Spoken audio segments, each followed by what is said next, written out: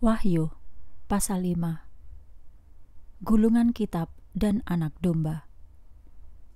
Kemudian aku melihat di tangan kanan Dia yang duduk di atas tahta itu sebuah gulungan kitab yang mempunyai tulisan di sisi dalam dan luarnya, yang disegel dengan 7 segel. Dan aku melihat satu malaikat yang gagah berseru dengan suara keras, "Siapakah yang layak membuka gulungan kitab itu dan membuka segel-segelnya?"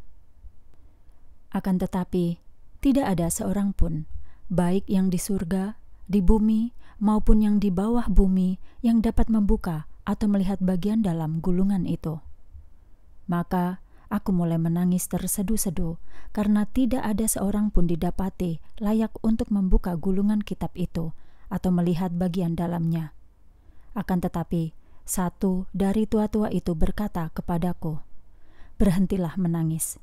Lihat, singa dari suku Yehuda, keturunan Daud, telah menang sehingga ia dapat membuka gulungan kitab itu dan 7 segelnya."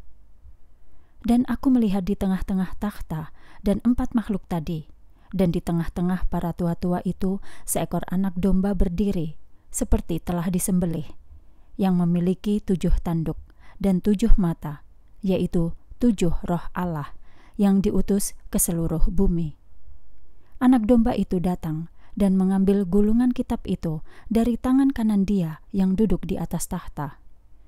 Dan ketika anak domba telah mengambil gulungan kitab itu, keempat makhluk dan ke-24 tua-tua sujud di hadapan anak domba itu, masing-masing memegang sebuah kecapi dan sebuah cawan emas yang penuh dengan kemenyan, yang adalah doa orang-orang kudus.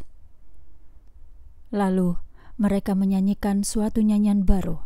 Katanya, "Engkau layak mengambil gulungan kitab itu dan membuka segel-segelnya, karena engkau telah disembelih, dan dengan darahmu engkau telah menebus orang-orang dari setiap suku, bahasa, kaum, dan bangsa bagi Allah.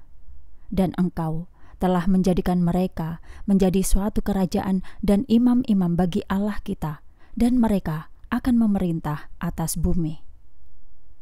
Kemudian aku melihat dan aku mendengar suara dari banyak malaikat yang mengelilingi takhta, 4 makhluk dan para tua-tua itu, dan jumlah mereka beribu-ribu, bahkan puluhan ribu, berseru dengan suara yang keras, "Layaklah anak domba yang telah disembelih itu menerima kuasa dan kekayaan dan hikmat dan kekuatan dan hormat dan kemuliaan dan pujian."